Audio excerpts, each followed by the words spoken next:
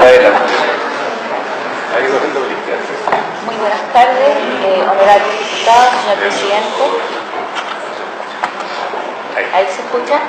Bien, en primer lugar agradecer la oportunidad de exponer en esta comisión respecto al proyecto de ley que reconoce y da protección al derecho a la identidad de género, mirado desde el punto de vista médico.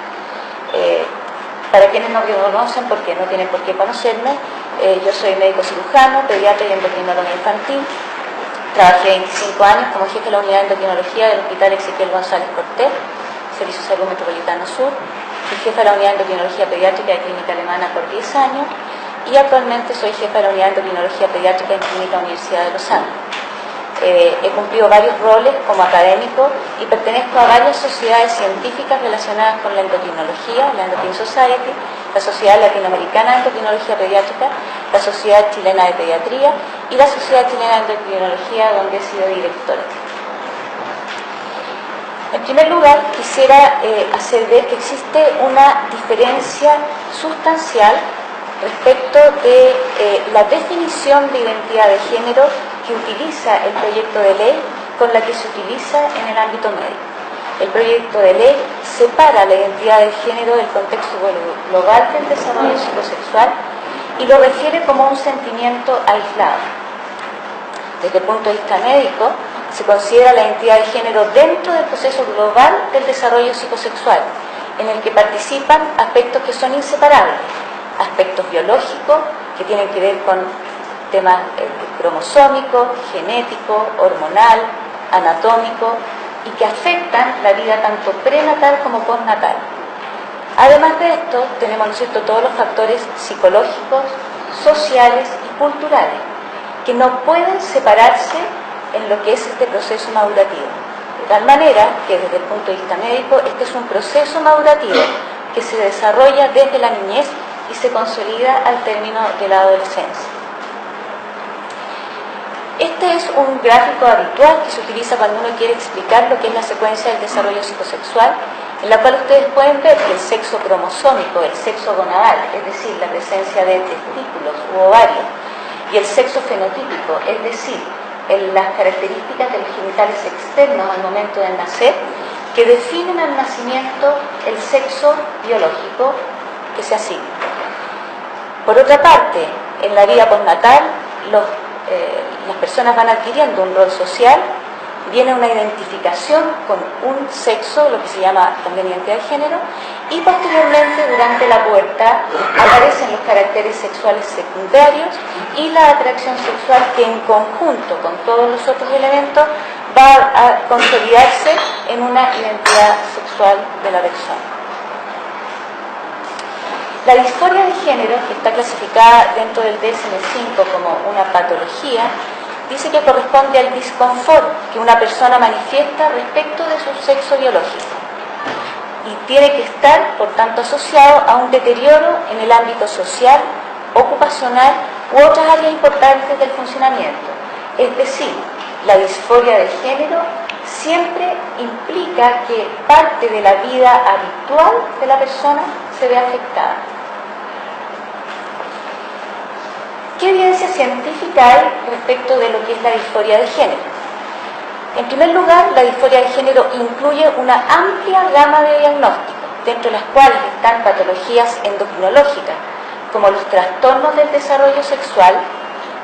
Esto se refiere a aquellos niños que durante la vida prenatal, entre la 8ª y 12ª semana de gestación, por distintas circunstancias, ya sea por problemas enzimáticos, hormonales o de otra naturaleza, tienen alteración de sus genitales al momento de nacer, alteraciones hormonales, alteraciones cromosómicas y genéticas. Dentro de estas tenemos muchos pacientes que cuando se estudian por su disforia o por su problema de genitales, uno hace el estudio genético. Tenemos también enfermedades psiquiátricas que se pueden manifestar como disforia de género. Por ejemplo, la presencia de psicosis. Un paciente esquizofrénico, así como puede en algún momento pensar que es un pájaro y tirarse de un 10º piso porque piensa que puede volar, puede también tener un brote psicótico en el cual se comprometa su identidad de género. Los trastornos obsesivos compulsivos, la bipolaridad, el espectro autista, dentro de otras patologías psiquiátricas que se pueden manifestar como una disforia de género. También están las alteraciones sociales. Se sabe que la disfunción familiar, el abuso sexual, psicológico y la violencia intrafamiliar, así como motivaciones culturales, pueden también manifestarse como una disforia de género. Los transgéneros, que antiguamente el CIE-10 los clasificaba como transexual, tienen una identificación, ya sea transitoria o persistente, con un género diferente al género de nacimiento o el asignado. Los transgéneros no tienen las patologías antes mencionadas. Sin embargo, la disforia de género abarca a aquellos que pueden tener las patologías como a aquellos que son verdaderamente transgénero y no van a tener esta patología. ¿Cuál es la incidencia de este problema?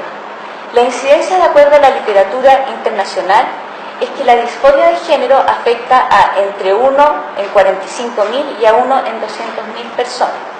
En Chile no hay datos oficiales.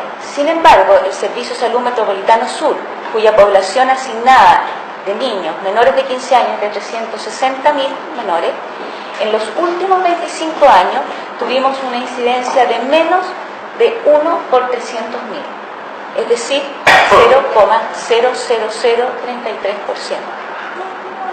En los niños y adolescentes con disforia de género, la evolución puede ser hacia la identificación o no con su sexo biológico.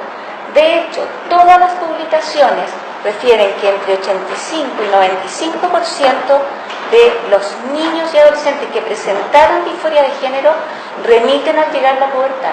Existe una alta tasa de remisión.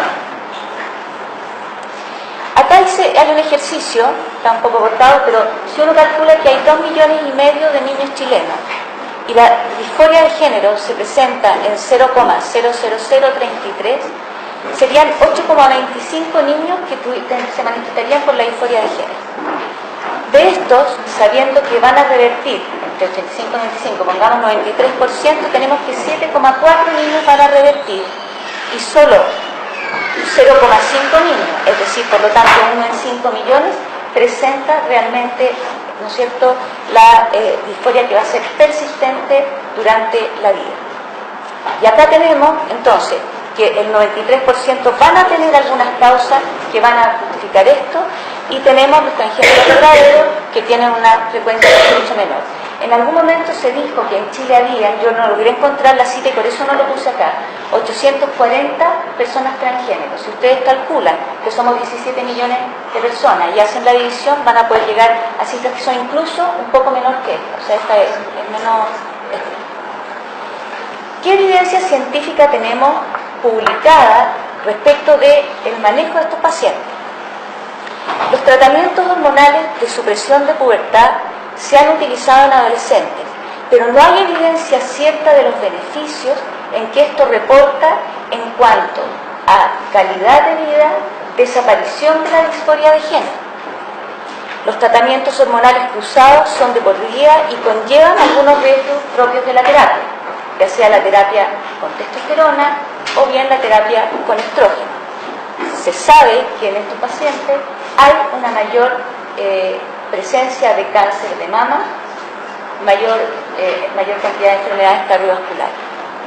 Por otra parte, las cirugías de reasignación de sexo, que son definitivas e irreversibles, y que los pacientes que han sido sometidos a estas cirugías de reasignación presentan mayor frecuencia de problemas de salud mental, 5 veces más intentos de suicidio y 19 veces más riesgo de morir por suicidio.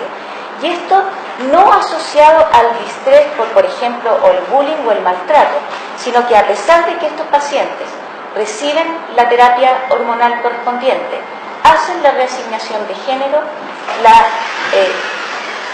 patología psiquiátrica persiste, porque persiste una disconfort con su situación global. La mayoría de las legislaciones internacionales exigen la evaluación médica multidisciplinaria y especializada y la mayoría de edad para elevar una solicitud de cambio de sexo. ¿Qué hay con la disforia de género en niños y adolescentes? El derecho superior del niño y adolescente nos obliga a cada uno como le corresponda, como padre, como médico, como legisladores, como Estado y como sociedad en general, a resguardar el derecho de cada niño a vivir su proceso de maduración psicosexual. Eso implica respetar en su integridad a los que no tienen conflicto con su género, que son el 99,9%, a los que teniendo conflicto en la niñez, este 0,003%, van a remitir, es decir, el 98%, y a los que persisten con su disforia de género, que viene haciendo las estadísticas que yo les mostré delante. Por otra parte, la evidencia científica también demuestra que el refuerzo de la conducta transgénero durante el periodo de formación de la identidad de género, ya sea por la dinámica familiar, la interacción con compañeros del colegio y parental, políticas públicas de educación, salud, etc., puede lesionar gravemente el desarrollo e integridad de los niños, especialmente de aquellos niños que van a remitir la disforia de género durante la pubertad. Imagínense ustedes lo que significa que un niño que manifestó tener una disforia de género, en que ya sea los padres, el colegio, aceptan el cambio y que después durante la pubertad esté dentro de ese porcentaje mayor de niños que van a remitir la disforia durante la adolescencia. ¿Qué recomiendan hoy en día las sociedades científicas, tanto internacionales como nacionales? En primer lugar, una evaluación por un equipo multidisciplinario para descartar diagnósticos psiquiátricos, endocrinológicos, genéticos y sociales. Aconsejan realizar los tratamientos hormonales solo cuando se ha confirmado que corresponde a un transgénero. De hecho, si existe la disforia de género, pero hay patología psiquiátrica, problemas de disfunción familiar o de otra naturaleza, debe tratarse primero la patología psiquiátrica antes de que el paciente esté en condiciones de poder definir su identidad de género.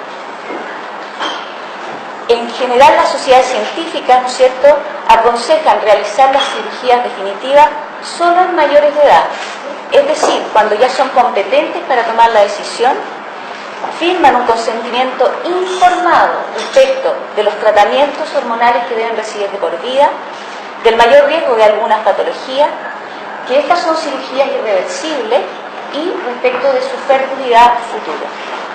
Y además exigen que deban tener una experiencia de vida en el sexo deseado de al menos 1 o 2 años en las distintas sociedades científicas, de tal manera de resguardar que el cambio de sexo deseado va a llevar a una buena resolución y que no va a continuar la disforia posterior a la asignación.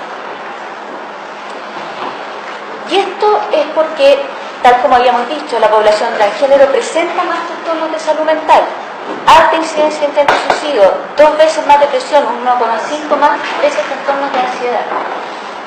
Los adultos sometidos a cirugías de reasignación de sexo siguen experimentando con mayor frecuencia problemas de salud mental. No quiere decir que todos, pero sí que hay una mayor incidencia.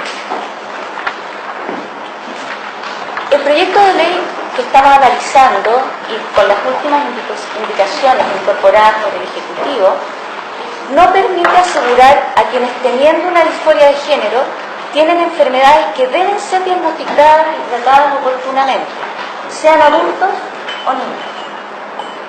No resguarda el bien superior de los niños, ya que no protege a todos los niños, no protege a los que no tienen disforia, a los que teniendo disforia van a remitir espontáneamente y a los que persistan sí les da la protección. No considera la necesidad de un equipo multidisciplinario formado por psiquiatras, endocrinólogos, genetistas, urólogos, asistente social, ni los costos que involucra el estudio, seguimiento, acompañamiento, tratamiento, porque quiero recordarles que una vez que la persona toma la decisión de hacer el cambio de sexo, pasa a ser un paciente para toda la vida, que requiere hacerse un seguimiento respecto de los tratamientos hormonales y de las posibles complicaciones asociadas. Por otra parte, no considera que para tomar la decisión de cambio de sexo, la competencia cognitiva, el consentimiento informado la capacidad de dimensionar las consecuencias de la decisión. Es decir, no ha considerado al incorporar nuevamente a los niños y adolescentes que para tomar una decisión de esta magnitud se requiere la mayoría de edad. Yo les recuerdo que a nuestros hijos no los dejamos manejar, no los dejamos votar, no los dejamos casarse antes de que cumplan la mayoría de edad.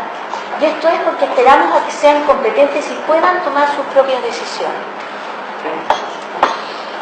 De tal manera que yo quiero invitarlos a que lean esta literatura. Esta es literatura la más reciente, incluye, ¿no es cierto?, el estudio de New Atlantis, un estudio que se realizó en la revisión de más de 500 publicaciones, que es de John Hopkins, uno de los mejores hospitales del mundo y que trabajó muchos años y que hace una revisión a raíz de los resultados que ellos mismos tuvieron en sus pacientes a los cuales se les hizo tratamientos hormonales y reasignaciones de sexo.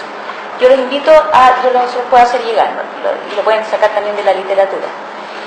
Recientemente, en noviembre del mes pasado de este año, la Endocrine Society publicó las guías para el manejo de los pacientes con disforia de género o personas con incongruencia de género, que es la nueva nomenclatura que está usando la sociedad científica.